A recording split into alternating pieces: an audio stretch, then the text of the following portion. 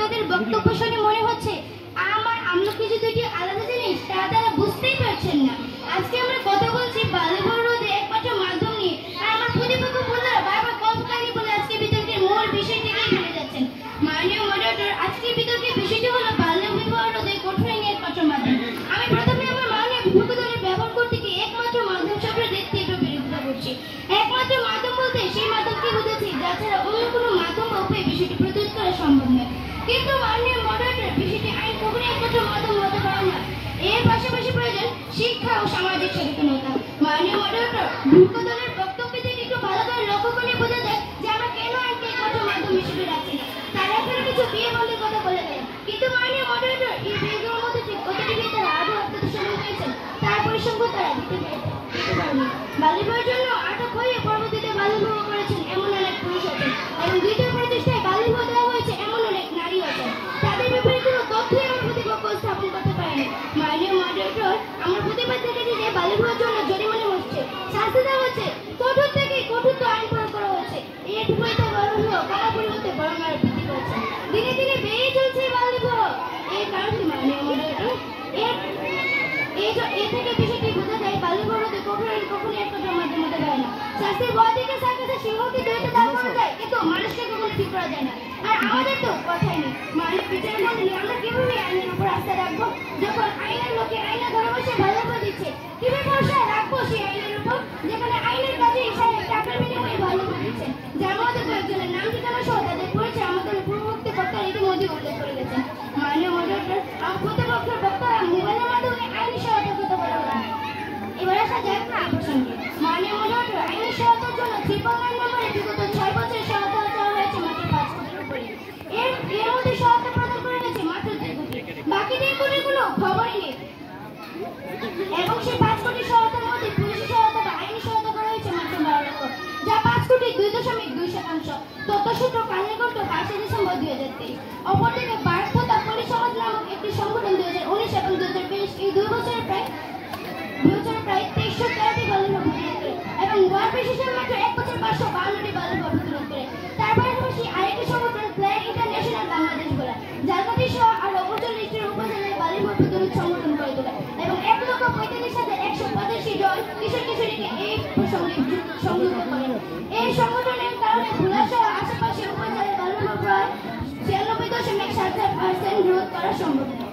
আরো এমন অনেক অসংখ্য সংগঠন রয়েছে বাংলাদেশে যারা বাল্যবিবাহ সামাজিক সচেতনতা সৃষ্টি করেছে, তার প্রয়োজনে মাঠ পর্যায়ে কাজ করেছে। মাননীয় বিচারমণ্ডলী, এখন আমার প্রতিপক্ষের কাছে প্রশ্ন, আপনারা কি সবকিছু জন্য মাত্র 2.2% সহায়তাকে প্রাধান্য হিসেবে দিয়েছেন? কিন্তু আপনারা ধরে নিল আমরা তো পারবো না। মাননীয় মডারেটর, প্রতিরোধ বলতে আমরা বলছি একেবারে নির্মূল করা। বাল্যবিবাহকে প্রতিরোধ বলতে বলছি বাংলাদেশের মানচিত্রকে একেবারে নির্মূল করা। আর এর জন্য আইন কখনোই কঠিন মাধ্যম হতে পারে না। আমিও আমার দল সেই জন্যই আজকে মঞ্চ উপস্থিত হয়েছে। মাননীয় মডারেটর, 2014 সালে ইউনিসেফের পরিসংখ্যানে দেখা গেছে বাল্যবিবাহের জন্য অন্যতম প্রধান কারণ দরিদ্রতা। এই দরিদ্রতা দূরীকরণে আইন কিভাবে নিজ ভূমিকা পালন করে বা আইন কতটুকু সক্ষম তা প্রতিপক্ষ বন্ধুরা দেখাতে ব্যর্থ হয়েছেন। এছাড়া মাননীয় মডারেটর, আমার প্রতিপক্ষ দলের বক্তারা বলে গেলেন আইন পুরোপুরি প্রণয়ন করতে আমার প্রতিপক্ষ বন্ধুরা তার জন্য সামাজিক সচেতনতা ও শিক্ষা প্রয়োজন। আপনি শিক্ষা ছাড়া কখনো আইন সম্পর্কে জানতে পারবেন না, সামাজিক সচেতনতা ও আপনি জনগণকে মানতে পারবেন না। অর্থাৎ আইন পূর্ণ প্রয়োগের জন্য সামাজিক সচেতনতা ও শিক্ষা সচেতনতা প্রয়োজন।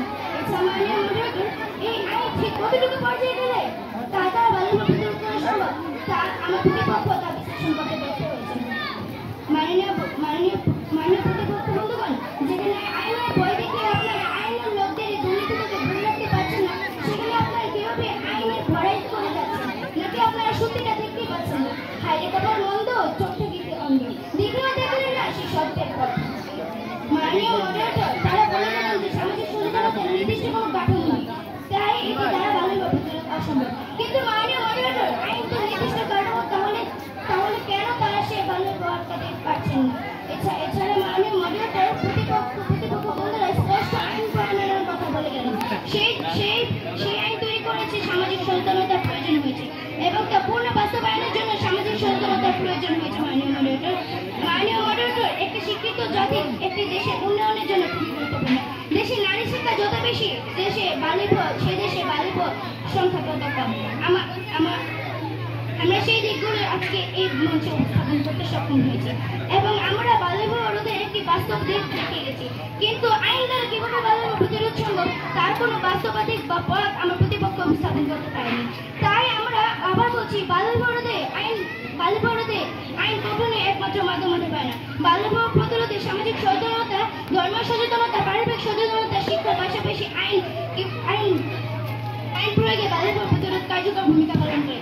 সামাজিক সচেতনতা, শিক্ষার সচেতনতা কখনই বাল্যবিবাহকে প্রতিরোধ করতে পারে না। ধন্যবাদ। ধন্যবাদ সবাই। সবাই হাততালি দাও, দিবা নাকি?